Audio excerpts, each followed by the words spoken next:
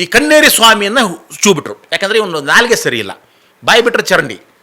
So ಇವರನ್ನು ಚೂ ಬಿಟ್ಬಿಟ್ಟು ಏನು ಮಾಡಿದ, ಸಮಸ್ತವಾಗಿರ್ತಕ್ಕಂಥ ಲಿಂಗಾಯತ ಸ್ವಾಮೀಜಿಗಳೆಲ್ಲವನ್ನೂ ಮಕ್ಕಳು ಅಂತ ಬೈದ್ಬಿಟ್ಟ, ಹಲ್ಕಟ್ನ ಮಕ್ಕಳು ಅಂತ ಬೈದ್ಬಿಟ್ಟ.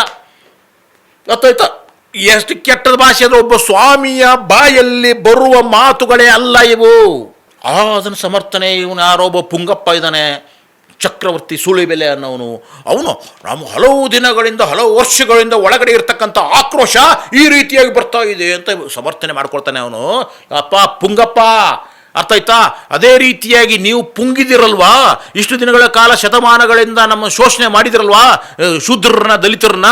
ನಮ್ಮೊಳಗಡೆ ಎಷ್ಟು ಆಕ್ರೋಶ ಇದೆ ಅಂತಂದರೆ, ಅಶ್ಲೀಲ ಶಬ್ದಗಳ ಭಂಡಾರ ಇದೆಯಲ್ಲ, ಅವುಗಳೆಲ್ಲವನ್ನೂ ನಿಮ್ಮ ಮೇಲೆ ಪ್ರಯೋಗ ಮಾಡ್ತಕ್ಕಂಥದ್ದು ಅಷ್ಟು ಆಕ್ರೋಶ ನಮ್ಮಲ್ಲಿದೆ, ನಮ್ಮ ಶ್ರಮಿಕರಲ್ಲಿದ್ದೆ. ಆದರೆ ನಾವು ಯಾರೂ ಮಾಡ್ತಾ ಇಲ್ಲ. ಯಾಕಂದರೆ ನಮಗೆ ಸೌಜನ್ಯದ ಗಡಿ ಮೀರಕ್ಕೆ ರೆಡಿ ಇಲ್ಲ. ನಾವು ಸೌಜನ್ಯವನ್ನು ಇಟ್ಕೊಂಡಿದ್ದೀವಿ.